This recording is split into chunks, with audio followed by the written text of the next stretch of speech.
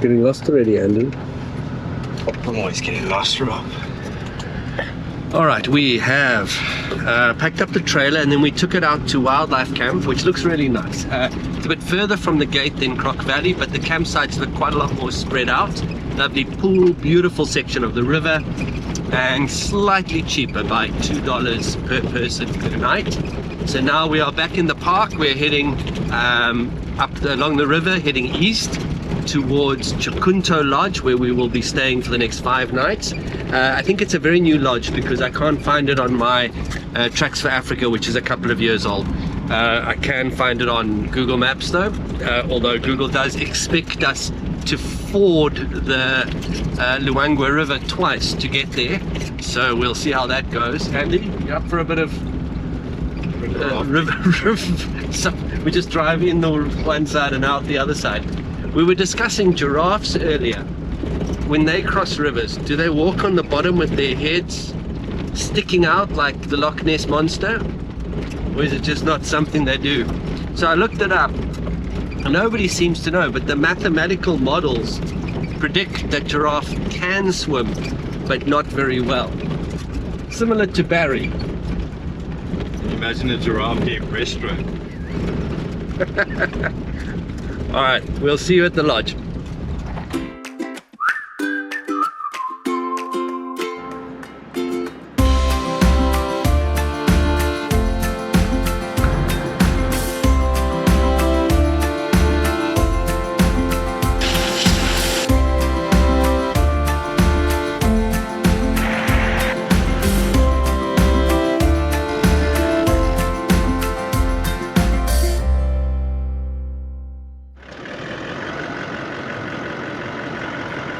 I'm going to give you guys a quick tour of Chikunto Safari Lodge's Honeymoon suite, which is where Andy and I were put, of course. One really nice thing about Chikunto Safari Lodge is that they've spaced out the units quite a lot. So there are only 5 units, but you can't even see the next unit from here, so it feels like you're totally alone in the bush. The river at the moment is very low, so this is all dry, but during the wet season this river comes up and the water comes all the way under this deck.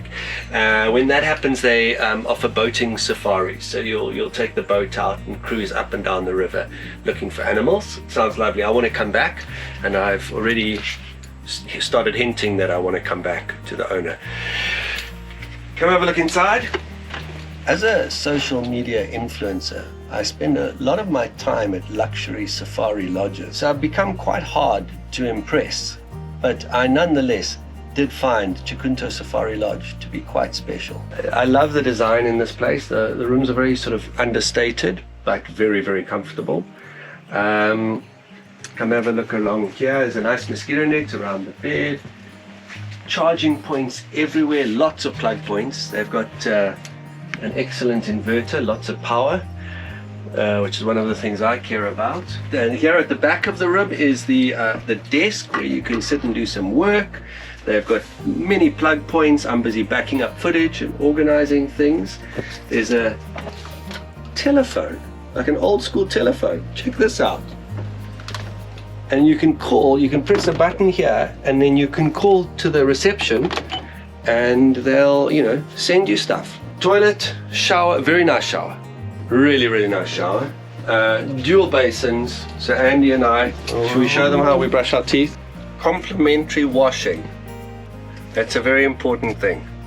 They don't have that little thing you got to fill in and you got to say, this is how many socks I'm going to have washed and this is how many t-shirts, and then you add it all up. Just put it in there and then show them what happens when you put your dirty things in there, Andy. There we go. Show us. We can pick it up, Rob. Show us. The undies come back and they've been folded into it's like a rectangular samosa. I don't know what else you would call it, but very, very neat. Somebody took their time there and carefully folded the undies into a thing like that. Very nice. Okay, come with me. I want to go show you the upstairs area. So over here, next to our accommodation, is it's like a stargazing sundowner type platform. Okay, so here is the stargazing platform. It's a beautiful view from up here, especially of the sunset as it sets behind the river. Lovely big bed with power, so you've even got, you can charge your phone and everything, and a mosquito net so you don't get bitten by mozzies in the evening.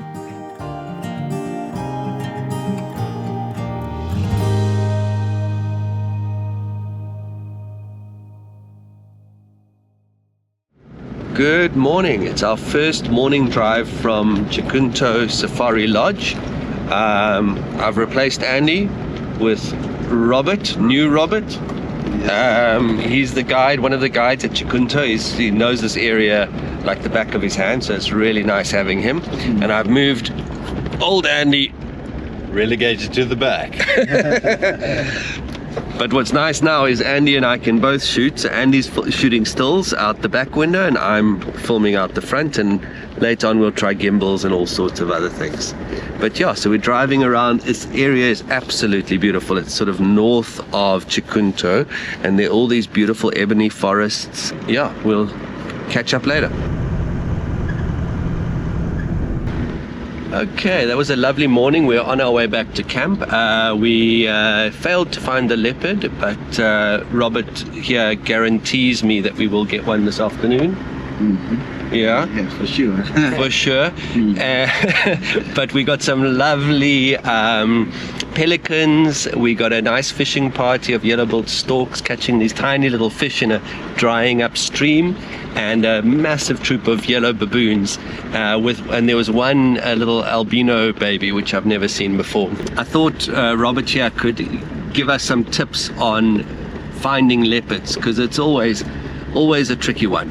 Robert, how do you track these leopards? Mostly leopards is one of the animals that are very shy, and they live a solitary life whereby to need proper search for the leopards, especially wherever they can even hear the moving of the jeep or maybe the running of the jeep. We find that they sneak. So mostly we have been spotting leopards through other animals, including impalas, pukus, even very tiny squirrels. They can even tell you where the leopard is and where it's going, because when it's giving that call, it will be looking where the leopard is. So that's quite interesting how we can find the leopard, or how we can spot the leopard. And sometimes we have a lot of sausage trees, and sausage trees is well known for horizontal branches that a leopard favors them to rest during the day. So also just try to look onto the horizontal branches of the sausage tree. Then you can spot one leopard or two, or maybe there's maybe a queue or anything like that. Yeah. Brilliant. Yeah, so I noticed it because when I'm looking for leopards, I drive incredibly slowly and I look, in the bushes, up in the branches. Whereas Robert here tends to drive quite fast, actually, covering a huge area, and he's constantly looking at all the other animals to look for reactions and listening for alarm calls and things. So I think if you know an area as well as he does, then you can use that method and it'll be more successful. Robert just gave us the perfect example of watching other animals to find the predators. He heard some baboons alarming, and then we went into where they were, and then we heard squirrels and impalas alarming as well. Then Robert saw which direction the animals were moving. They weren't running or anything, they were just slowly moving in one direction, and figured that the predator must be in the other direction. So we went along the riverbed in the opposite direction and came across a lioness, but she didn't look well. She was obviously injured in some way, very thin, but mangy, and she drank for a while and then just got up and lay under the tree. What do you think, Robert? Do you think that lioness will survive? It is very difficult to survive because she'll need the family group to feed her, but she's more like abandoned. And you can see the status, and is losing hair, meaning that maybe she's having meningitis or anything like that. So for survival is 50-50. Maybe she can meet with other family members that can take a very good care of her, that would be good. Yeah. All right, we'll see you later. Big yawn. Yes, please. Robert has found us a beautiful male leopard sitting just over there, about 5 meters from the car, and there's a herd of puku out there. How's the photography coming, Andy? Oh, that's great. So fun. What's quite amazing is that we are just a few meters from a massive male leopard right next to the road, and there are no other vehicles here.